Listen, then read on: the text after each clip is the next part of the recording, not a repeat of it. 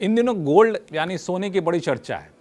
चर्चा के पीछे वजह भी है कि जिस तेज़ी से सोने का दाम बढ़ रहा है ना, लोगों को लगता है काश 2 महीने पहले लगा लिया होता, कितना मज़ा आ जाता, अच्छा खासा रिटर्न मिल जाता। क्योंकि दूसरी तरफ शेयर बाज़ार गिर रहा है तो लोगों को लगता है ये बड़ा सही तरीका है, सोने में पैसा लगा दो।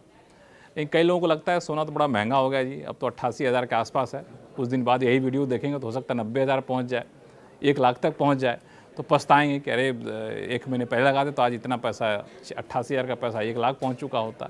तो बहुत लोगों के मन में ये दुविधा चल रही होती है। तो इसमें बता दूं कि मैं यहाँ पे आने से पहले कई लोगों से बातचीत किया जो सोने की कीमतों बड़ी पैनी नज़र गड़ाए बैठे रहते हैं कि कीमत कहाँ जाएगी, कीमत ऊपर जाएगी कि नीचे जाएगी, ऊपर जाएगी तो क्यों जाएगी, नीचे जाएगी तो क्यों जाएगी। तो मैं सोचता हूँ संक्षिप्त में आपको ये सारी बातें बता देता हूँ और फिर आप तय कर लीजिए कि आपका पैसा है, पैसा लगाना है सोने में कि नहीं लगाना है।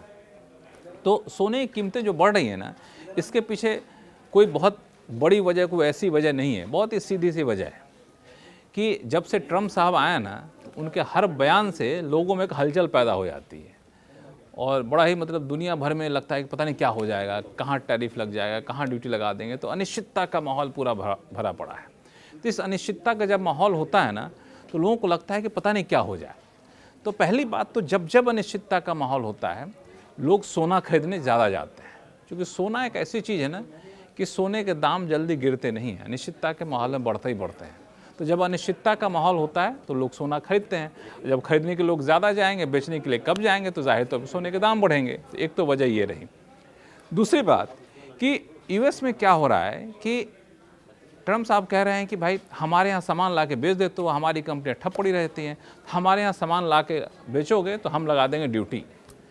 अब लोग कह रहे हैं बात तो ठीक है, ड्यूटी लगा दो, हम अमेरिका की कंपनियां वहीं उत्पादन करेंगी। लेकिन जब उत्पादन करेंगी तब करेंगी ना, अभी आप लगा दो वो ड्यूटी तो क्या होगा कि अमेरिका में जो सामान आएगा वो सामान हो जाएगा महंगा। अब सामान महंगा होगा तो अमेरिका में महंगाई दर काफ़ी बढ़ जाएगी। अब अमेरिका में महंगाई दर बढ़ेगी तो क्या होगा, दो बातें होंगी। वहाँ के लोगों के हाथ में जो डॉलर है ना, उस डॉलर की कीमत कम हो जाएगी। कीमत कम होने का मतलब ये हुआ कि महंगाई दर बढ़ने का क्या होता है कि जो सामान पहले $1 में खरीदते थे या ₹1 में खरीदते थे, वही सामान अब $2 में खरीदेंगे, $2 में खरीदेंगे। एक तो डॉलर की कीमत कम हो जाएगी। लोगों को लग रहा है डॉलर है, डॉलर की कीमत कम है तो क्या करना होगा, ऐसा करो ऐसी चीज़ इस डॉलर से खरीद लो जिसकी कीमत बढ़ जाए। तो लोग सोना खरीदते हैं। तो एक तो ये रहा कि महंगाई दर की चिंता की वजह से लोग, डॉलर की कीमतें गिरने की चिंता की वजह से लोग सोना खरीद रहे हैं। तो सोने की डिमांड यहाँ भी बढ़ रही है। दूसरा, अमेरिका में महंगाई दर काफ़ी बढ़ जाएगी तो क्या होगा, वहाँ का जो आरबीआई है जिसको फेड कहते हैं ना, वो ब्याज दरें घटाएगा नहीं। ब्याज दरें घटाएगा नहीं तो वहाँ भी एक माहौल बना हुआ है कि रिटर्न कहाँ से आएगा, तो सोना में पैसा लगा दो, सोना में लगाओ तो ज़्यादा अच्छा होगा। इसीलिए हर वजह जो है सोना खरीदने की तरफ लोगों को उत्सुक कर रही है, जागरूक कर रही है, आकर्षित कर रही है। इसलिए सोने के प्रति आकर्षण बहुत ज़्यादा बढ़ रहा है। चमक सोने की वही है, लेकिन लोग इतने आ गए हैं कि सोने की चमक यहाँ पे बढ़ती जा रही है। इसलिए लोग कह रहे हैं कि सोने के दाम आने वाले दिनों में बढ़ सकते हैं। अभी जो दाम बढ़े हैं इसके पीछे वजह ये है। अब आप पूछें कि एक लाइनें बताइए सोना खरीदें कि ना खरीदें।